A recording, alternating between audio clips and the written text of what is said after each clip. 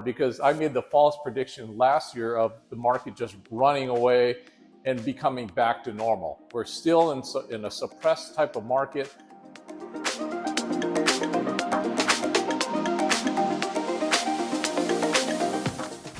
It's 2025, and just like that, September of this year will be our third full year of interest rates consistently being above 6%.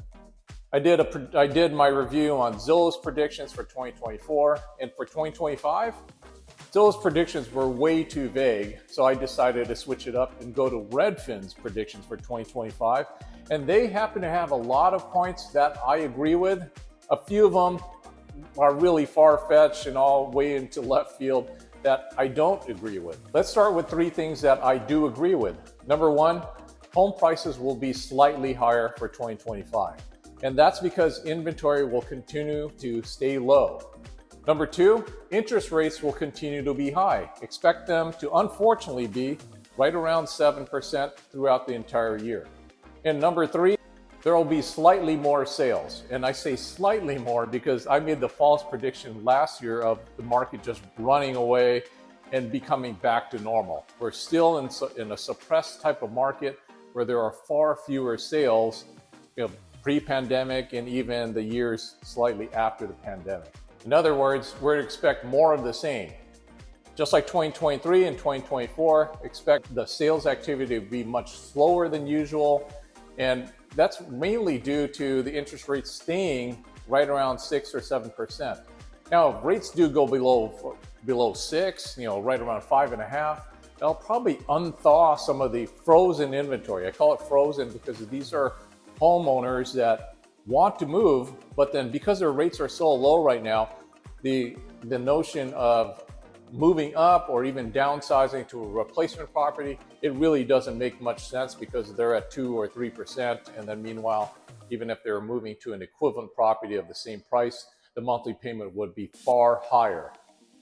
They have some predictions related to politics and generational trends. One they mention is that home prices will be lower due to slightly less commissions. You have to keep in mind, this is Redfin, who this prediction is coming from, and maybe they're kind of trying to toot their own horn.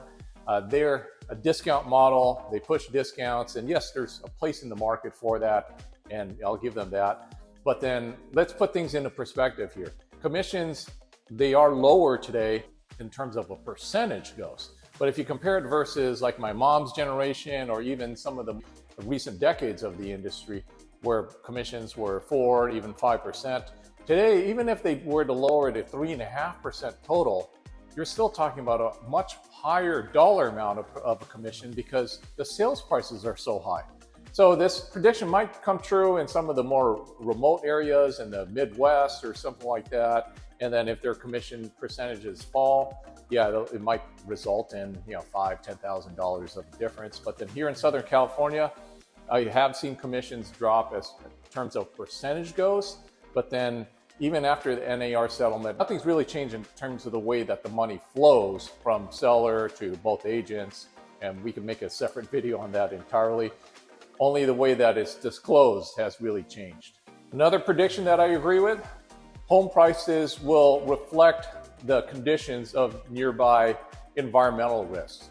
So we're already seeing that over here in Southern California, especially with the insurance skyrocketing and also the HOAs really going up because they have a master insurance policy that takes up a big part of their budget. Now, it's not necessarily all environmentally based. It's really just been a ticking time bomb as far as the insurance industry in California in general. And now we're just finally feeling the pain of all those failed policies. Lastly, another prediction that I unfortunately agree with is that Generation Z will be a generation of renters, especially for that middle class. We're seeing it more and more today where you got these huge apartment buildings being built and 1-bedrooms are starting at $3,000 a month, and the 2 bedrooms at $3,500. And if you want 3 bedrooms, you're pretty much screwed and you have to go to a house that's going to cost you over $4,000 a month. This is a really unfortunate thing, and I don't see any kind of economic policy from either political party to rectify the supply issue. We just have way too much focus on building these big apartment buildings, not enough focus being built on houses. And when houses do get offered up for sale in California, it's a huge amount of international buyers that come in and snatch them right up, snatch them up from middle-class American citizens. Again, I'm Edwin Baloloy with midriseliving.com. Make sure that you subscribe to my YouTube channel and visit my website for the latest on real estate and lifestyle blogs.